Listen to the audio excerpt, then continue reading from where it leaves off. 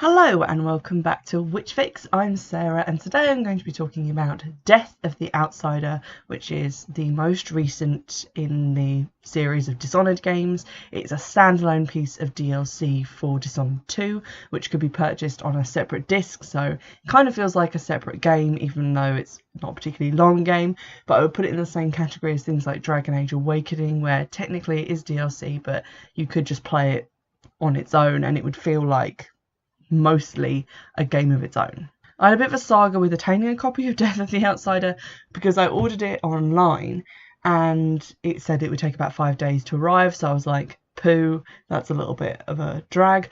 I'll go back and play Dishonored 2 as Corvo because I'd played through it as Emily and I was like, you know, that should take me a day or two and that'll eat up the time quite nicely and I'll see a bit more about the game. So I played through Dishonored 2 again as Corvo. Game still hadn't arrived, so I decided to play Dishonored 1 again, and I was halfway through that when the expected delivery date came and went, and I had to complain and be like, hey, where's my thing? And then the seller was like, oh, I'm sorry, I'll post it today. And I was like, it's meant to arrive like 2 days ago, and you're going to post it today? I'm not really impressed by that. At which point they decided to just cancel my order and stop talking to me, so that was fun. I then ordered it from someone who wasn't a massively incompetent dipshit, and then it arrived. So the upshot of this was that I ended up playing all the other games twice, and then I got to play this one. So it was pretty hyped up in my head by the time we got to this point. Now, although I've said that it is a standalone type DLC, it is still not the length of a full Dishonored game, so that usually has, like, Dishonored 1 has 9 missions in it, this one only has 5. To put that in perspective, if you play both the Dowd DLCs for the first game, you'll have 6 missions. So it's 3 missions in one, 3 missions in the other one. And if they pushed all those together and marketed that as like a standalone game, then I probably would have bought that on a separate disc, but it would still have had 1 more mission than this one. So I was a bit disappointed that there weren't 6 missions. Also, the missions that you get are kind of a bit cheaty, I think, because although 2 of them do take place in entirely new locations, one of them is a retread of a location you've been to before. It's the Royal Conservatory from Dishonored 2. A lot of things are quite different about it because it's been taken over by the Overseers instead of being taken over by the Witches, so there's a lot of different enemies there, different areas are now closed off and there are different routes through the place, different problems to solve, but it is still the same area.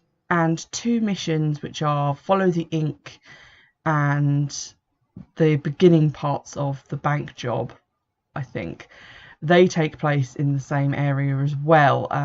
It's just in one part it's daytime and in one part it's nighttime, but it is just the same area. So I felt that was a little bit lazy in terms of like game design, which is a shame because some areas are like everything that you encounter in Hole in the World, which is the final mission, are really imaginative and really creative and interesting, whereas previous levels just felt a little bit slightly lazily designed. Also, level 1, One Last Fight, is basically just a tutorial level. It's not particularly open world. There are only really 2 locations that you go to. There's like a little bit of an outer hub part, and then you go into a building which is where this secret underground fight club is housed, and it didn't take that long to do and it felt like it shouldn't really have counted as a mission. It reminded me of those bits in Dishonored 2 when you're escaping from the palace. It felt very much like that. It was very kind of short in terms of length and also small in terms of scope because you didn't really see a lot of things. Also, you don't have any of your powers, so it's not really that fun to play, but there we go. So in terms of plot, you play as Billy Lurk, who's again voiced by Rosario Dawson, and it basically follows on from the DLC for the first game, sort of, in that you are trying to track down Dowd because you want to talk to him after, having horribly betrayed him at the end of his DLC. And you eventually do find him, bearing in mind it's 15 years after that, so he's aged quite a bit, and he has been taken prisoner and put into a sort of supernatural fight club. And so the first thing you have to do is infiltrate the camp of the Eyeless, who are like a new gang for this DLC. We've had different gangs before, like the Hatters, but this is the Eyeless, and they worship the Outsider. So you infiltrate that. Basically the whole mission is trying to find this lady who has a key that you need to use to turn off the defences on Dowd, and he will then escape. So I did that mission, and it wasn't until the second mission which you go on, which is Follow the Ink, which you are in the Upper Syria district. That is Syria spelled exactly like Syria, the actual place, but with a C instead of an S. And it sort of reminded me of various bits of Karnaca that we've seen before, but it's just like a little town. And it was only then that I realised that there was no chaos system, because it gave me my rank at the end of this mission and was like, just told me how many people I killed, but it didn't tell me my chaos rating. And I was like, oh, so there is no chaos system.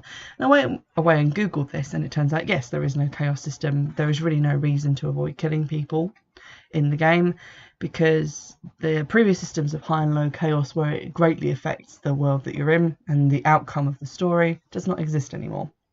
And the reason given for this by the developers is that because Corvo and Emily, previous protagonists, and even Dowd to a certain extent, were important characters who had a great amount of impact on the world around them, Billy is not. She's just one person who is out to do very specific things, and it doesn't really matter if she kills people along the way.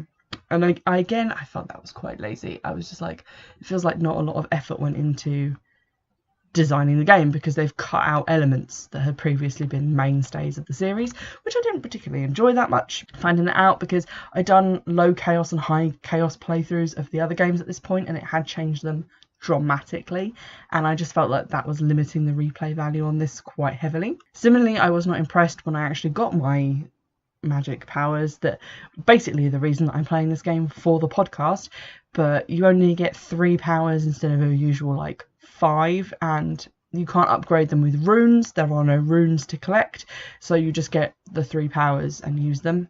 You get these powers not because you have the outsider's mark, because the outsider tells you that obviously you don't want his mark, but he gives you an eye, like a weird eye in your eye, and a black shard arm, which is basically kind of looks like a robot arm that someone has stamped on quite a bit. And I guess that is kind of a callback to in Dishonored 2, when you first meet Billy, she has no arm and no eye. But if you do the certain actions when you go back in time, she then has her eye and her arm back. But you get those things, and you get the 3 supernatural powers of Foresight, Semblance, and Displace. I hated all of these. Foresight enables you to kind of ghost around the room you're in while time is drastically slowed down or stopped. I couldn't really work out which.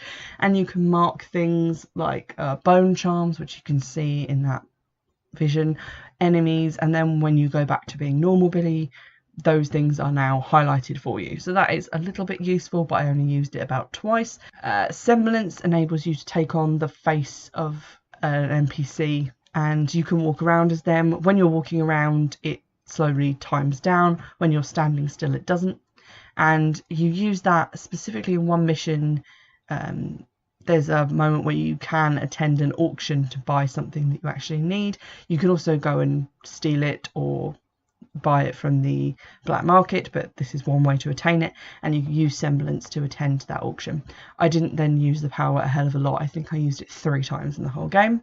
Displace is your version of Blink or Far Reach, which is like the crucial power that you will rely on to get around the environment.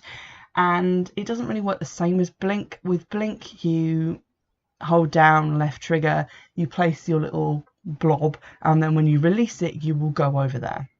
With this, you have to do it in 2 stages. You place a double of yourself, basically, and when you release the trigger, that double will just stay there. You have to then push the trigger button again to go over there. Now, this means that, for example, you can place your double on a ledge, you can go down and assassinate people or steal something, and then you can just sit back to the area where you've previously been, although it doesn't work through walls. So if you've gone around something, you will just like fly back into the wall that's in the way. You can do that. I didn't, because obviously I played Dishonored, Dishonored 2 and the previous DLC, where that's not really how the game works. So I was trying to use it in the way that you would use Blink or Far Reach, which means that it is quite slow. There is a bone charm you can get, which means that when you push the button quickly, it does just work like Blink, and I could not install that bone charm fast enough because I was really disappointed with like how that power works, and it just annoyed me no end. Anywho, once you've rescued Dowd and you've got your powers and been, as I was, drastically underwhelmed by them, Dowd gives you this mission, which is your mission for the whole game, to kill the outsider, because Dowd blames the outsider and his gifts of dark magic to people like Dowd and Delilah for messing the world up, and he thinks that the outsider is kind of an amoral sort of demonic presence who's basically just messing with the world for his own amusement, and he thinks that he needs to be killed. In Dishonored 2, we learned that the outsider was sacrificed in the void with a knife. He was stabbed, and that's what made him stop being a mortal person and become the outsider. And Dowd says that if you find the location of that knife and then stab him with it again, it will kill the outsider. So that's what you do for the whole game. You first have to do a mission to find keys to a special bank vault, then you go and rob the bank to get the knife, and then you go to the Royal Conservatory to find the location of the place where you can actually get into the void, and then you go to that place, you go into the void, and you confront the outsider. So that's the game, the plot, roughly. The actual plot events that happen are very different to other games in Dishonored. So, for example, Dishonored 2, Dishonored 1, most levels end with you disposing of an important figure, either lethally or non-lethally. So you can kill them or you can do something to them, which is arguably worse than death. This does not have that. I don't think you actually really have to kill people. You're mainly stealing things from them or going into areas to get a thing. It's not really about the people who are there. You can, of course, kill them if you want to. There is no non-lethal option because it's not really making you assassinate them, and also because there's no high and low chaos system. So there aren't really assassinations in the sense that there were in previous games. You also don't have to collect runes, so that's an element that's been removed from the game.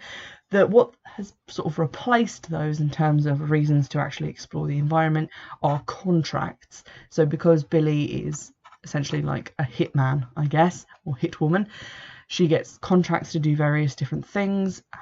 These can be like breaking into somewhere to steal something, kidnapping people, tracking down someone's lost brother, various like little odd jobby side missions, and doing those requires various amounts of effort. There were some which I felt were a bit unfair in their stipulations, specifically the one where you have to go into a bank and, well, you're in the bank already for the main mission. You can't harm any of the staff and you have to get a specific item from a different vault. And that might sound easy, but it counts choking people out or otherwise non-lethally subduing them as harming them. So you've put everyone in the building to sleep with a sort of poppy tincture.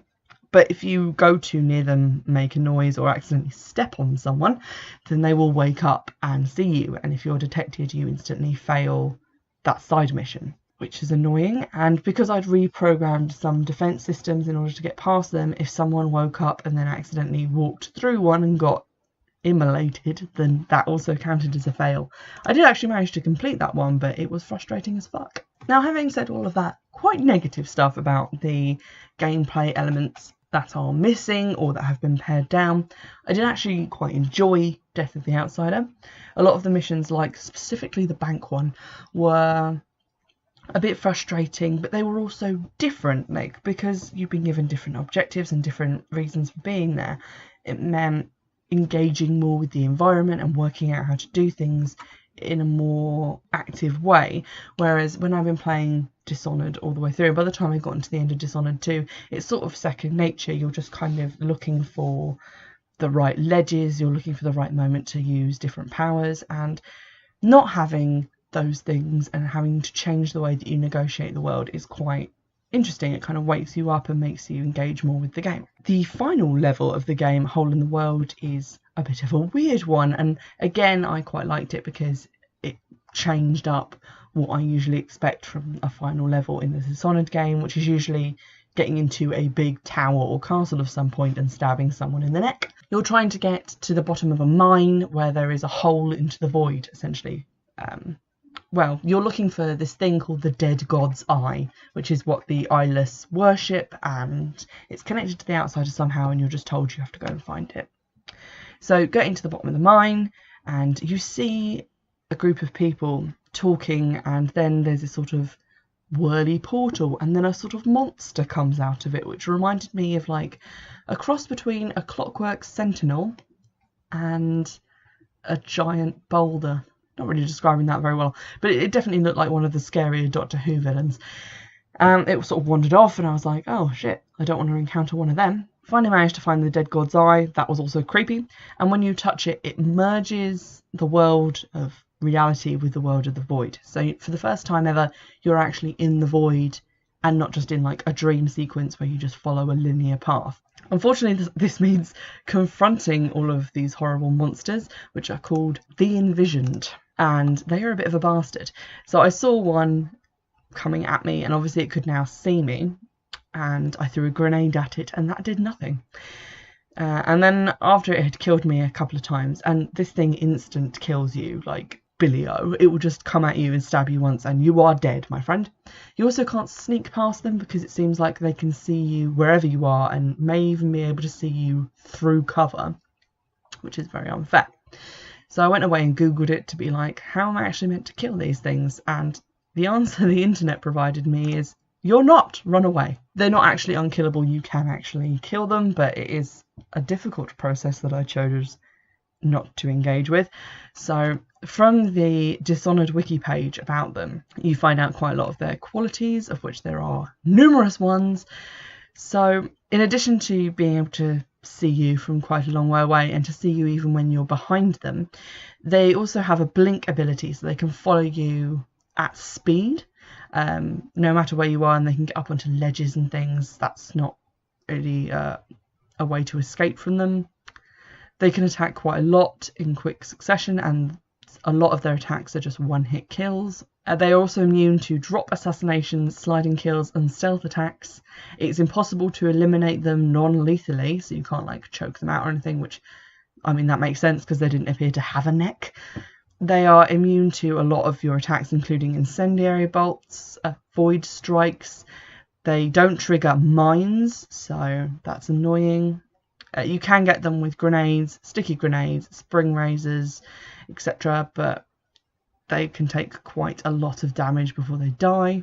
And they are not fooled by semblance, so if you take on the ability of someone who's meant to be in the mine, they will see straight through your paltry disguise and they will kill you instantly. Anyway, I managed to get past them by running my ass in the other direction and just sort of sprinting away, but this isn't very easy because you're looking around and you're obviously trying to find something, and that means going through areas that are full of these monsters, and it was very stressful. So I didn't really enjoy that last part of the game because it made it so stressful and so difficult and so unfamiliar. And I just felt it was a little bit cheap to put in enemies that I couldn't kill because it's a game about killing things, guys. I did find out that once you've completed the game, so you do get a new game plus mode, which you also get in Dishonored 2, but basically this means that you replace the 3 powers that she's giving the game with Blink, Dark Vision and Domino, which are powers used in Dishonored 2 by Corvo and or Emily, which could be fun playing it through again with like different powers, but I don't think they're sufficiently different enough to really mix up the game that much. Well, it was definitely nice to get like a finished end to Dowd's storyline, to see what would happen when you actually manage to, spoiler alert, kill the outsider or release the outsider. So basically, whatever you do, there's no outsider anymore. What that will mean for future Dishonored games, if they're going to make any more Dishonored games, that would be really interesting. Finding out, you know, what happens with the Void and everything now that it doesn't have a sort of figurehead or a face. These would be very interesting questions to see addressed in a sequel. I don't know if there's one in the works at the moment, but from what I can see online, there isn't really talk of one at the moment. Nothing's been like announced or released about it, so we'll see.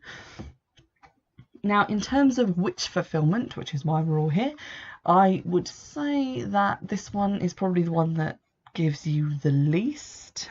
Dishonored 1 definitely had because you had like magic powers and stuff, and also because it had Granny Rags in it, there was a lot of discussion of like dark magic and things. Similarly, Dishonored 2 obviously had Delilah and the witches, so there was a lot of witch elements in that, and you could play as Emily and have, you know, magic powers, which were also quite cool. And in the Dowd DLC for the original game, there was obviously a lot more witches and stuff around, especially in the Brigmore Witches one, no surprise, and you got to see some sort of mystical stuff, and it was very cool. This one, not a lot of mystical stuff, only mostly in the last level, obviously, when you go to the Void. And because you have so few powers, there's less of a feeling of playing as like a magical person and more of a feeling of you just being a normal assassin type character, which I get because that's very Billy and that it is Billy's game. But it means that it's not great for someone like me who wants to play as someone who has magical powers. So definitely play it because it has some interesting levels, and if you've liked the gameplay of previous Dishonored games as games, then you'll probably enjoy this one too. But if you're only playing them for a sort of witchy, powerful slant on a character, this one's going to be a little bit disappointing for you in terms of both content and your abilities. So bear that in mind. I hope you've enjoyed this episode. Remember to stay tuned for other game reviews and film reviews, books, basically everything. If you have any other games about witches that I somehow have missed in my absolute love for all of them, please do get in touch. You can do so on Twitter at Witchfix and on email, which is witchfixpodcast@gmail.com. In the description for this episode, you can also support the Patreon so that I can afford to buy Dishonored 3 if that ever gets made and comes out. And in the meantime, I'll see you all in the next episode. Bye!